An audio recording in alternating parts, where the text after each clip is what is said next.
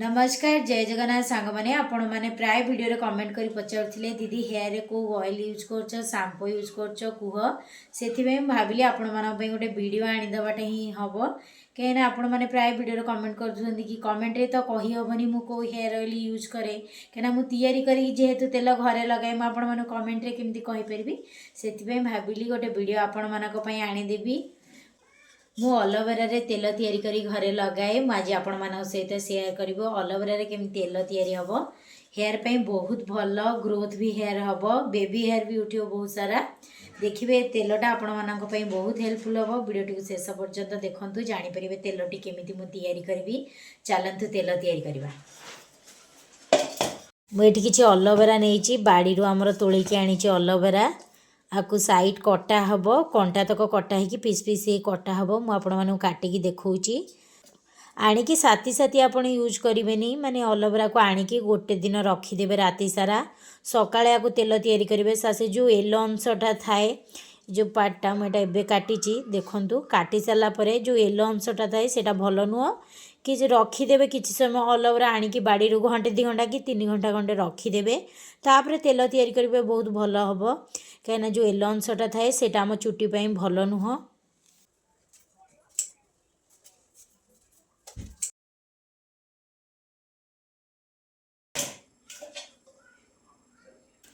देखंतु अलोवेरा को मु छोट छोट करी काटी देइची देखंतु छोट छोट करी काट देइची कंटा सब काटी देइची कंटा जहाँ भी थिला साइड सब कंटा काटी देइची एबे तेल तैयारी करबा चलंतु मुझे सालिमार कोकोनट ऑयल दीटा नहीं आपण मान घर जदि पेड़ा तेल थी आउरी बेस्ट रहिबो ए तेल बनैबा पई मो पाखे तो नाही पेड़ा तेल मु किणा तेल रे बनाउची प्रथमे कड़ाई बसई देबे तापरे कड़ाई रे तेल देबे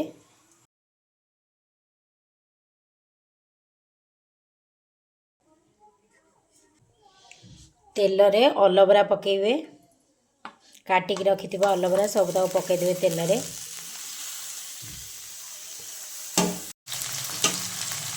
अलोवेरा पकई सारा पर गुड़ाई देबे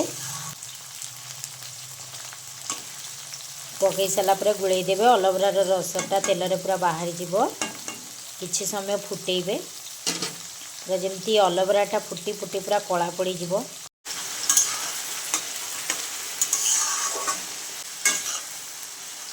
देखंतु टिके ब्राउन हे आसलानी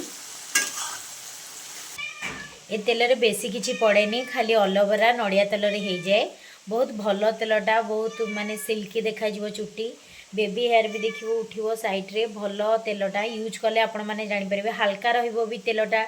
हेयर रे माने लगे सारापर हेयरटा हाल्का लगे बेसी हेवी लगनी भल ऑयलटा हाल्का ऑयलटा मुझे पूरा रेसिपी देदेवी ये वीडियो रे आपण मैंने घरे बनइबे बहुत भल लगे देखिए यूज करेंगे यूज कलापर मत निश्चिंत भाव जनइबे हेयर रे ग्रोथ हम हेयर सिल्की देखा शाइनिंग कर बहुत बढ़िया तेलटा आपण मैंने सत्य घरे बनईकी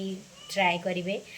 आपण मैंने बहुत जन कमेंट करते से मु तेलटा बहुत शीघ्र बनाऊँगी व्यूअर्स मैंने बहुत आगुरी भी किसी जन प्राय वीडियो देखी कमेंट करते हेयर एते सिल्की स्ट्रॉन्ग हेल्दी हेयर केमिति से बनई पार नी वीडियोटा आज गोटे कमेंट आसला आपण मानकर तो मु कहले बनईदेवी व्यूअर्स मानक पई धीरे धीरे एमती कला पड़ जीवो पूरा पूरा कला पड़गला पर तेल तैयारी हो देखंतु पूरा कला पड़ी आसलानी अलोवेराटा फुटी फुटी अलोवेराटा पूरा कला पड़गलानी तेल रेडी हो गला एबे छणा हबो देखंतु तेल तैयारी सरलानी मु छाणी देइची तेल को आपना कोडे बोतल ले भरी करके रखिदेबे जेतेबेले भी इच्छा हबो आपन लगेई परिवे मोटे ये बोतल सफा कर देइची एतरे भरी कर रखिदेबी जेतेबेले माने आपन शैम्पू करियार थिबो 2-3 दिन आगुरु लगेई देबे हेयर रे बहुत भल तेल तेल ठंडा हो गला परे मु काचरे भर्ती कर देइची माने गोटे प्लास्टिक बोतल भर्ती कर देइची आपण मैंने जितेबाला इच्छा लगे पारे कि सेमती किसी ना तेल लगेबार किसी प्रोसेस ना जितेबाला इच्छा आप मुंडे लगे पारे तेल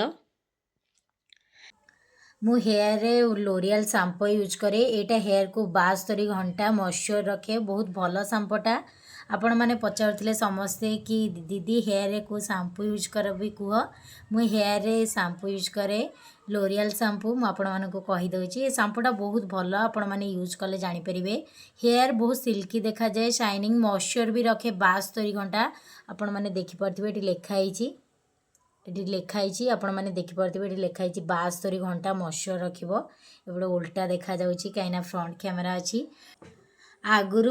लोरियल गोटे हलदिया कलर शैम्पूटा आसला मुझे यूज करी एबे एटा 3-4 वर्ष हम मुझे शैम्पूटा यूज करुँची भल लगुच बहुत लोरियल ब्रांड ही मुझे लगे आसी कहीं गोटे हेयर जहाँ भी लगे गोटे शैम्पू ही लगे लगातु सबु प्रकार मिशुणिया शैम्पू लगेले आप सबु प्रकार शैम्पू लगेबे हेयर फॉल निश्चिंत भाव में हम आप जहाँ भी शैम्पू यूज कर गोटे शैम्पू यूज करूँ यहाँ मुझे रेकमेंड करुँची शैम्पूटा लगातु देखिए हेयर बहुत सिल्की एंड शाइनिंग देखा आपन को जदि वीडियोटी हेल्पफुल लगिला प्लीज़ वीडियोटी को लाइक एवं चैनल टी को सब्सक्राइब कर दिंतु थैंक यू फॉर वाचिंग जय जगन्नाथ।